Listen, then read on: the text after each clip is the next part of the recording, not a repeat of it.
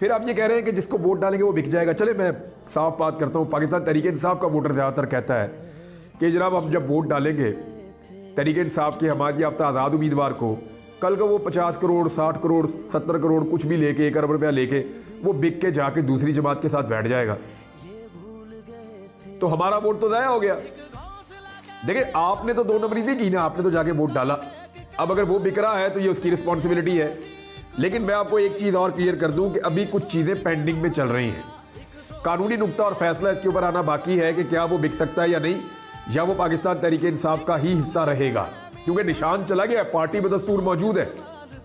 और दूसरी बात एक और कि इमरान खान साहब जब बहुत बुरी पोजीशन में थे, जब उनके हालात बहुत पतले थे, जब उनकी मकबूलियत भी कम थी, उस वक्त भी इमरान खान को छोड़ के जाने वालों की तादाद 10% से ज्यादा नहीं थी। यानी 100 में से सिर्फ 10 लोग उनको उस वक्त छोड़कर गए थे, 10 के आसपास। तो आज तो इमरान खान साहब और उनकी पार्टी की मकबूलियत ही कहीं और खड़ी हुई है। जब लोग जाते हैं वोट मांगने तो वहां पे एक ही बात करते हैं वोटर कि जनाब अगर आप बिकेंगे नहीं, आप धोखा नहीं देंगे इमरान खान को, अब आपको वोट डाल देते हैं। तो अब बिकना और छोड़ना या बेईमानी करना या लोटा बन जाना पहले की तरह आसान नहीं है। जो लोग लोटे बने हैं वो निशाने इबरत बने हुए हैं, वो अपने हलकों में नहीं जा पा रहे, इलेक्शन नहीं लड़ पा रहे।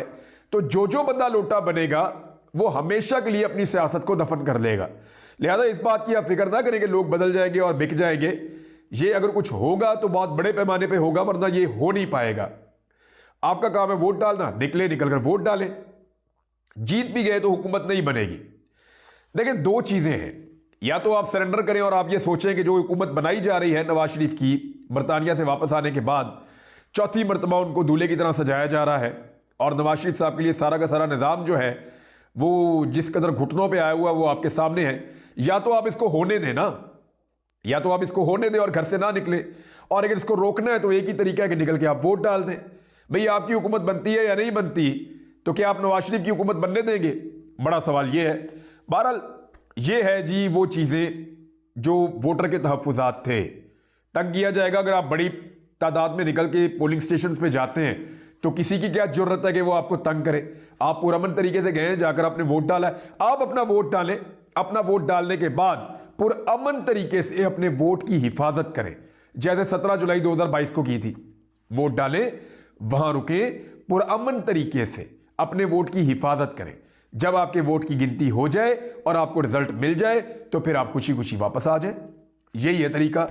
अब इसमें एक चीज और आप देखिएगा, जितना ज्यादा टर्नआउट हो जाएगा ना, उतना ज्यादा धांधली मुश्किल हो जाएगी। पिछली मरतबा जो टर्नआउट था वो लगभग 50% से ज्यादा था। इस मरतबा अगर ये 60% तक चला गया, 70% तक चला गया, तो गेम हाथ से निकल जाएगी नवाज शरीफ के और उस इंतजामिया के जो नवाज शरीफ को ला रही है। निगरान हुकूमत जो इस वक्त पीडीएम को जितवाना चाहती है, वो खुद मान रहे हैं कि बहुत मुश्किल है। अगर टर्नआउट ज्यादा हो गया तो फिर धांधली भी बहुत ज्यादा मुश्किल हो जाएगी। कुछ लोग अपना वोट बेच देते हैं, मैं उनके बारे में भी कुछ थोड़ी सी एक चीज कहना चाहता हूं। वोट का इस वक्त रेट चल रहा है 5 से 10 हजार रुपए, 5,000 से लेकर 10,000 रुपए तक वोट का रेट चल रहा है मार्केट में। अब अगर आपने अपना वोट 5,000 का बेचा तो आपने बेचा है 5 साल के लिए। 5 साल में होते हैं 1825 दिन। जरा 5,000 को डिवाइड करें ना 1825 के ऊपर, तो आपको ₹2.75 से कम मिलते हैं, यानी ₹2.75 आपको एक दिन के मिलते हैं। क्या आप अपना वोट बेच देंगे रोजाना के ₹3.25 में? एक घर का रोजाना का खर्चा 1,000 रुपए के आसपास पहुंच चुका है इस वक्त। तो 1,000 रुपए एक घर का रोजाना का खर्चा है, और वोट कितने में बिक रहा है? ₹3.25 रोजाना में।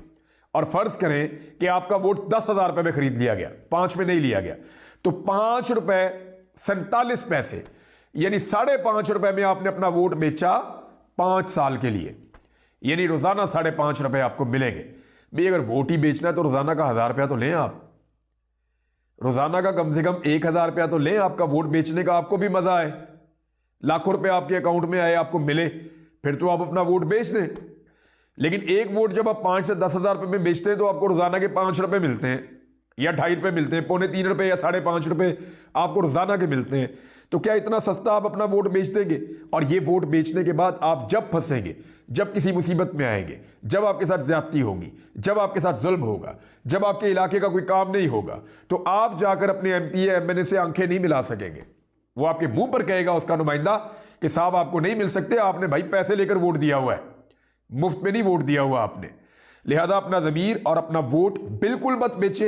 अपने ज़मीर की आवाज़ के ऊपर निकलकर आप वोट डालें और वोट ज़रूर डालें।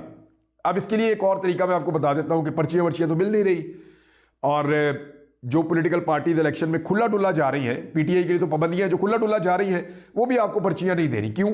वो भी चाहते हैं कि टर्नआउट जितना कम हो जाए उतना कम कर लिया जाए और धांधली वाले वोटों के साथ वो जीत जाए। आप एक काम कर सकते हैं, आप 8300 यानी 8300 8300 इसके ऊपर अपना ID कार्ड लिखकर मैसेज करते हैं, तो आपको कुछ इंफॉर्मेशन आ जाएगी, उसको आप एक सफ़े पे लिख लें। आपको बताया जाएगा शुमारियाती ब्लॉक कोड आपका ये है, सिलसिला नंबर ये है, घराना नंबर ये है, आपका कौमी असम्बली का हल्का ये है, आपका सूबाई असम्बली का हल्का ये है, और आपका इलाका और पोलिंग स्टेशन ये है। ये इंफॉर्मेशन आपको मिल जाएगी।